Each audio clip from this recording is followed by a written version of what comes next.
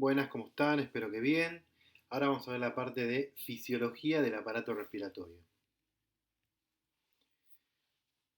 Bueno, un poquito de repaso de la anatomía, que seguramente ya lo han visto en la charla. Recuerden que hay una vía aérea superior y una vía aérea inferior, que la vía aérea superior es la cavidad nasal, la faringe y hasta la laringe, y después a partir de la tráquea es toda la vía aérea inferior.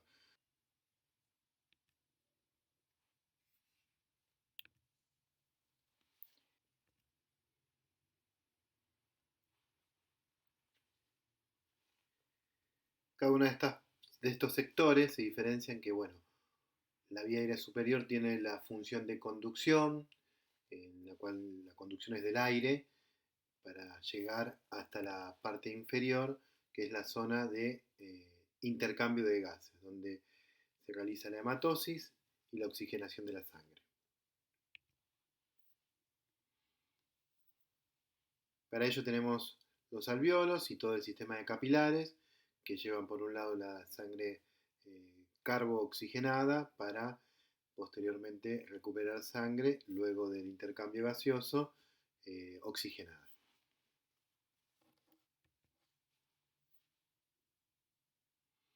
Acá tenemos la estructura de lo que es eh, el lugar donde se realiza esta hematosis, que son los alvéolos, junto con toda la estructura capilar, con la parte aferente y eferente.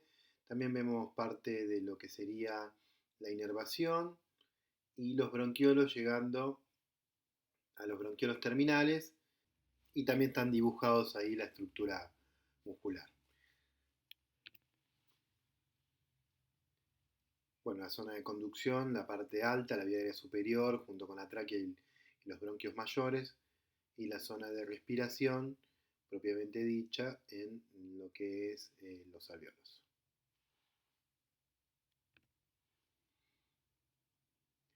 El diámetro bronquial es regulado por receptores que van a hacer la broncoconstricción, como sucede con el sistema parasimpático, o los que van a hacer la broncodilatación, como sucede con el sistema simpático.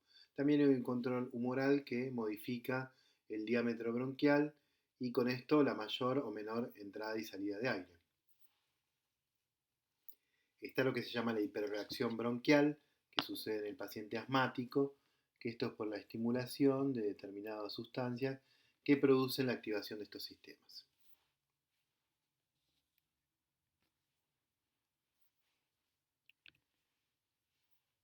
Cuando hablamos de respiración, en realidad estamos hablando de lo que es el intercambio o la interacción que sucede ya más a nivel eh, de biología celular con respecto a la molécula de oxígeno, eh, toda esa interacción que se produce para la producción fundamentalmente de energía con la liberación de CO2 y agua. Esto lo ven particularmente en lo que es el sistema mitocondrial, en lo que es la respiración celular. Y cuando hablamos de ventilación, en realidad lo que estamos queriendo significar es el movimiento de gases entre el ambiente, o sea, el exterior, y el pulmón.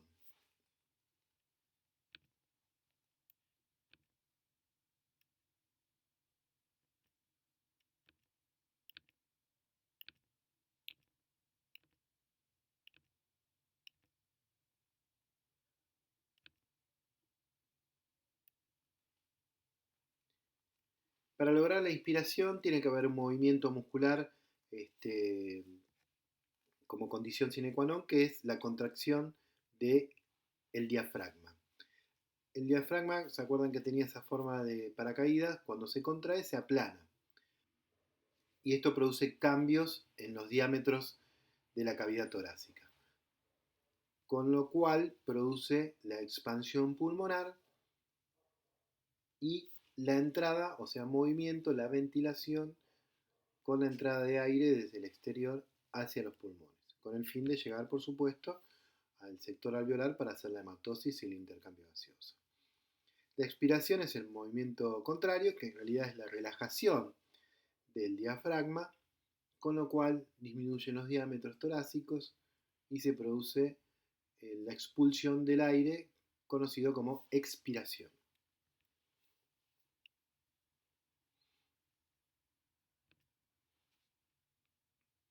Además del diafragma, contribuyen a estos movimientos los músculos intercostales. El músculo intercostal interno ayuda a la expiración y el músculo intercostal externo ayuda a la inspiración, también produciendo cambios en lo que son el volumen total o los diámetros de la caja torácica.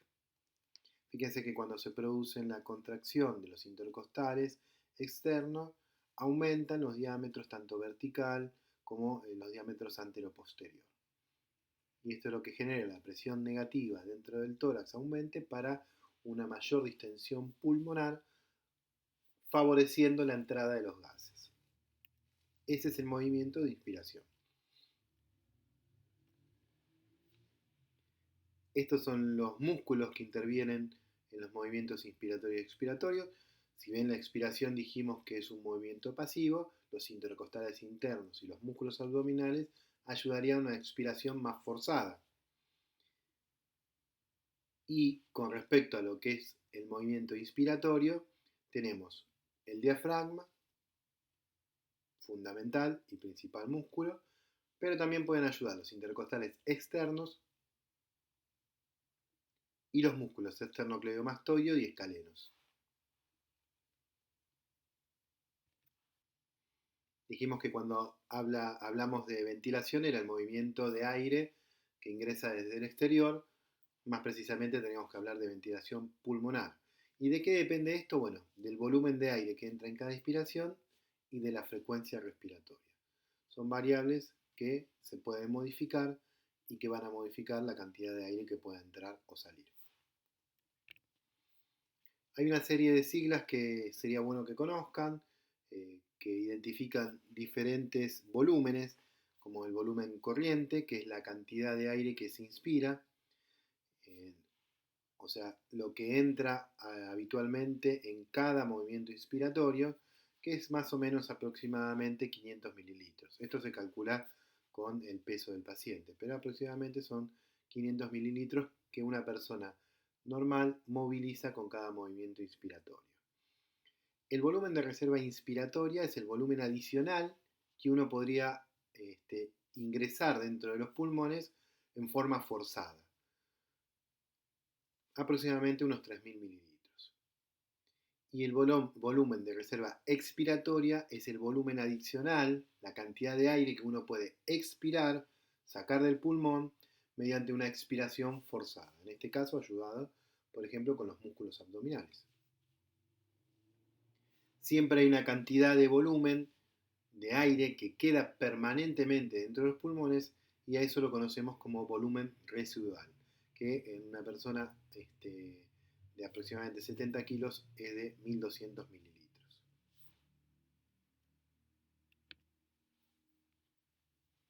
¿Quién controla el ritmo básico de respiración, que es un movimiento involuntario?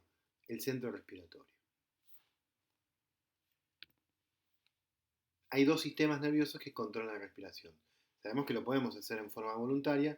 Si uno quiere puede inspirar y controlar la respiración, la inspiración y la expiración. Eso es lo que se llama control voluntario. Está situado en la corteza cerebral, en toda la parte que uno puede controlar. Esto se envía a través de las neuronas motoras respiratorias, a través de las vías córtico-espinales. Y si no, está el sistema automático, que controla ya de por sí la respiración, así no nos olvidamos, que está situada en el bulbo y en la protuberancia. Estas fibras son las fibras que tienen que ver con el sistema autónomo, automático, convergen en las neuronas motoras frénicas situadas en las astas anteriores de C3 a C5 y también en las neuronas intercostales externas, que estas están en las astas anteriores de toda la extensión de la médula torácica.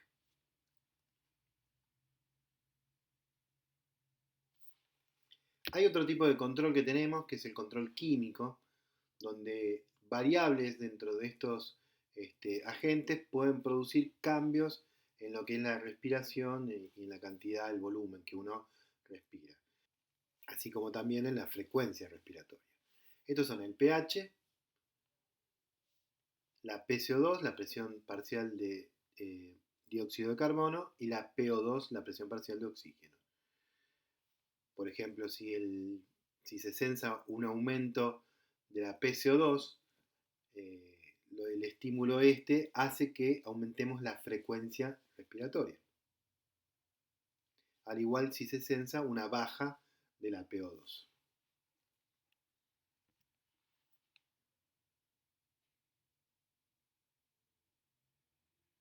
Siempre el objetivo dentro de estas variables o estos estímulos que hacen que suba o baje alguno de estos gases es poder mantener en concentraciones adecuadas el oxígeno y el dióxido de carbono.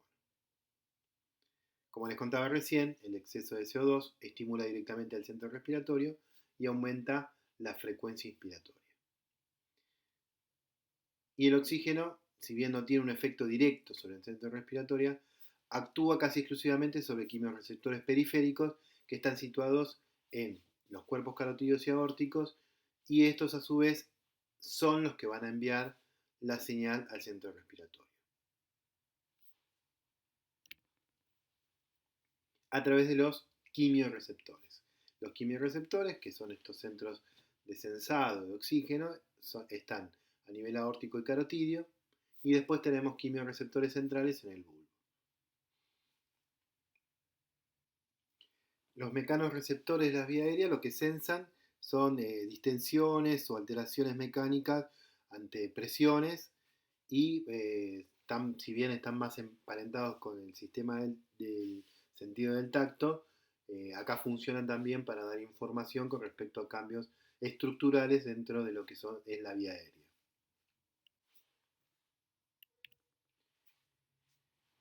Con respecto a los quimiorreceptores que hablamos previamente, por ahí queda para decir, dentro de lo que dice esta diapo, que están expuestos todo el tiempo al contacto con la sangre arterial. Por lo tanto, rápidamente sensan cualquier variable dentro de lo que es la presión de oxígeno.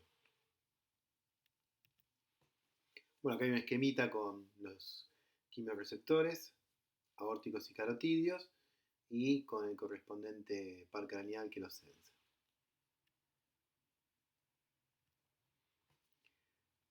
El reflejo de Hering-Breuer.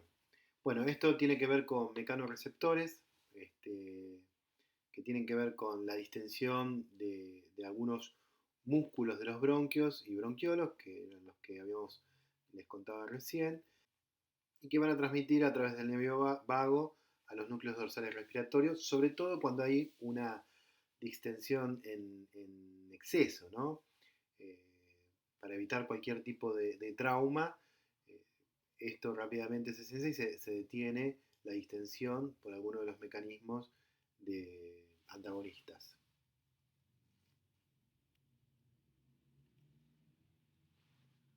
Bueno, los alvéolos, que es la parte funcional, donde se realizan la hematosis, se acumulan o se juntan lo que llaman sacos alveolares. Estos sacos alveolares es como si fuese un panal de abeja con diferentes saquitos pequeños que son justamente los alvéolos. Están formados por dos tipos de células, que son las células tipo 1 y tipo 2, y también aportan lo suyo los macrófagos. Los macrófagos saben que tienen una función más de defensa y de fagocitar detritus, y es en lo que ayudarían en este caso. Estas células alveolares son las que forman parte de la membrana alveolo-capilar, que tiene aproximadamente unos 5 micrones, que es la unión entre los vasos y el alveolo para el intercambio gaseoso. Esta membrana alveolo-capilar es por donde difunden los gases y donde se va a realizar la oxigenación de la sangre.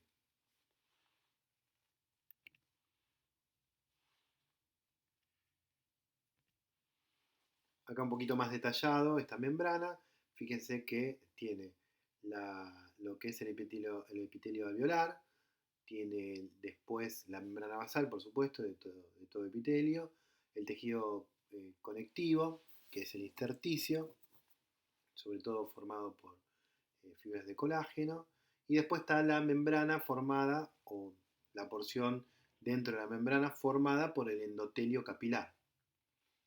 Todo esto, que es la membrana alveolo-capilar, es la que debe atravesar los gases a través de lo que es la difusión, el oxígeno hacia el eritrocito y el dióxido de carbono hacia el alveolo para después, en la expiración, ser expulsado.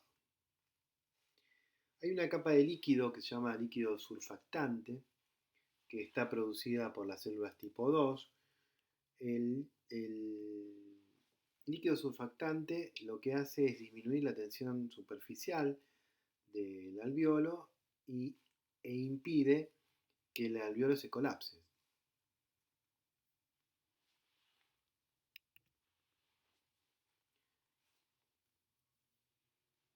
Esto sería lo que lógicamente ocurriría en cualquier acto expiratorio, como se disminuyen los volúmenes pulmonares, debería este sector del pulmón cerrarse o colapsarse. Bueno, el líquido surfactante impide que esto suceda por su función de disminución de la tensión superficial.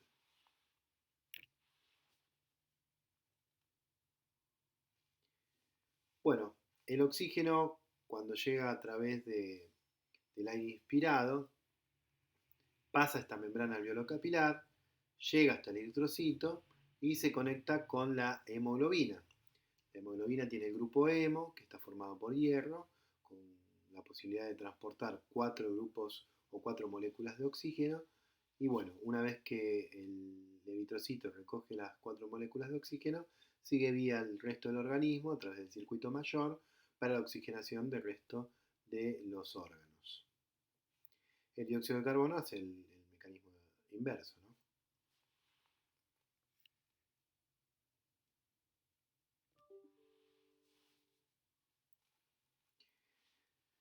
Algo con respecto a la ley general de los gases. Bueno, básicamente nosotros respiramos aire a una presión atmosférica, estando por supuesto a nivel del mar, de 760 milímetros de mercurio. Dentro del aire inspirado, el oxígeno tiene un porcentaje fijo que es el 21%. El resto, casi la mayoría, es nitrógeno y hay 1% de gases raros y CO2. Pero bueno, dentro de la composición del aire atmosférico, siempre el 21% es de oxígeno. Por lo tanto, dentro de esa fuerza de los 760 milímetros de mercurio, el 21% quiere decir que el oxígeno tiene una presión parcial de 160 milímetros de mercurio.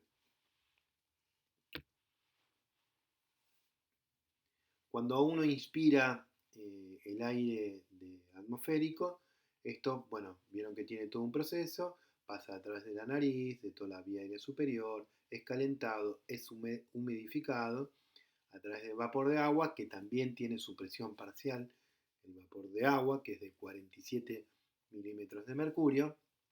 Y bueno, en la vía aérea superior se produce el filtrado de partículas que quedan retenidas por todo el sistema de nasal y faríngeo.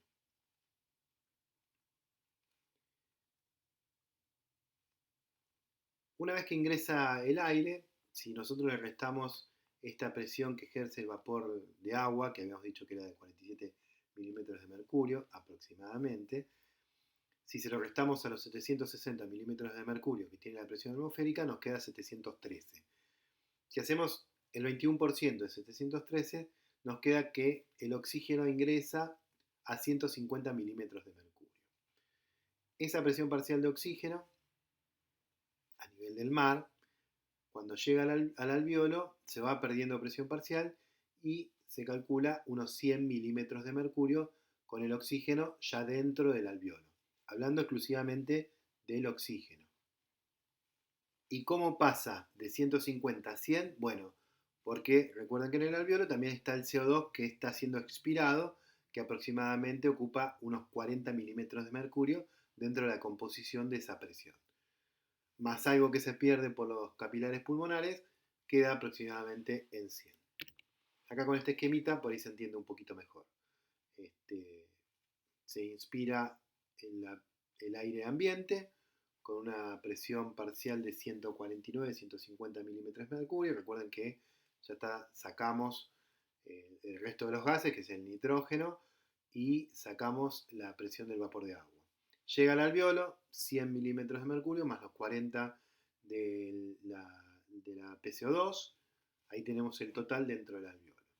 Cuando viene la sangre carboxioxigenada, a través de la arteria pulmonar, pasa por la membrana alveolo capilar, que está representado acá con el eritrocito azul. Aproximadamente la presión de oxígeno es de 40 y la presión de CO2 de 45. Esto porque ya se consumió el oxígeno en el resto del organismo y viene por el circuito menor a ser oxigenado. Pasa por la membrana alveocapilar, se produce la hematosis, la difusión de gases, se oxigena el eritrocito, se oxigena la hemoglobina, pasa a ser esos 100 milímetros de mercurio la, la presión dentro de lo que es la sangre arterial normal, la PO2. Por eso si uno saca una muestra de gases de una arteria, tenemos que tener como normal una PO2 de 100 y una PCO2 de 40.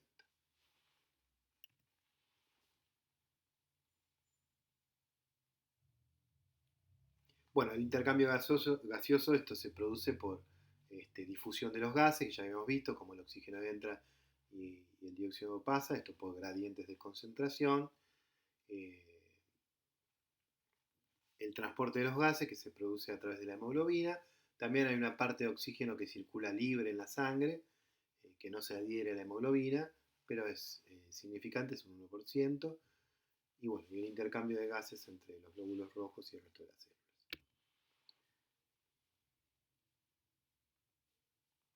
Bueno, esto es cada una de las cosas que uno debería tener en cuenta para hablar de difusión de gases, que es la característica de cada uno de los gases, las concentraciones, cómo están compuestos, la estructura de la membrana, el conocimiento de las leyes generales de los gases, algo de lo que estuvimos hablando recién. Y también van a influir a otros parámetros físicos como la presión a la cual estemos respirando. No es lo mismo respirar a nivel del mar que arriba de una montaña por encima de los 2000 metros. La temperatura, el volumen, la humedad y la permeabilidad que pueda tener la membrana alveolo-capilar, que por ejemplo cuando se producen los edemas dentro del pulmón, que se llenan los alveolos de agua, o cuando hay algún edema en el intersticio, por inflamación, por supuesto se alteran el diámetro y la posibilidad de que los gases difundan.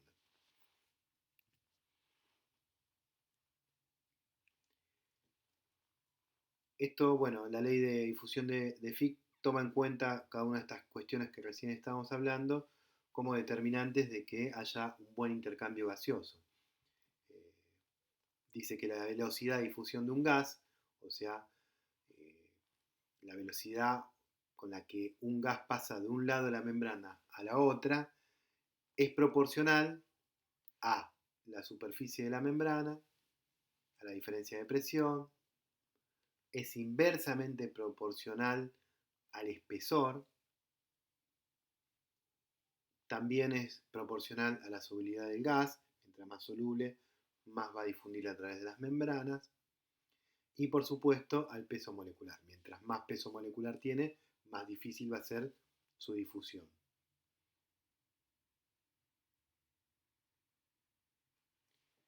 En caso del CO2 tiene menor gradiente con respecto a las concentraciones, pero difunde más rápido.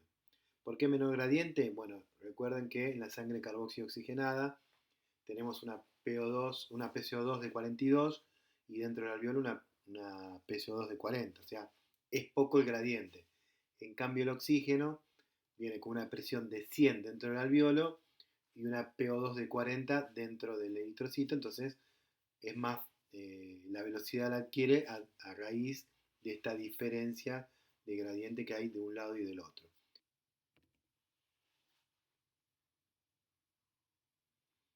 Bueno, acá una descripción de la membrana alveolo-capilar con cada una de sus capas.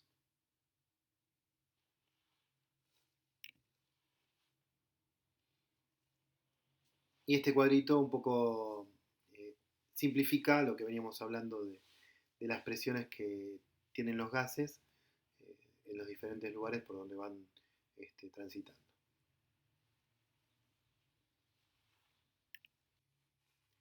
verán lo complejo que es llevar oxígeno a una célula, ¿no? Eh, para ello deben intervenir tres sistemas completos, que es el sistema cardiovascular, con cada uno de sus órganos, aportando funciones, el sistema respiratorio que acabamos de ver, con toda su complejidad, y bueno, el sistema hematológico con sobre todo las funciones de transporte. Así que bueno, a repasar todos estos demás sistemas para poder cerrar este tema de lo que es la fisiología respiratoria. Nos vemos en la próxima.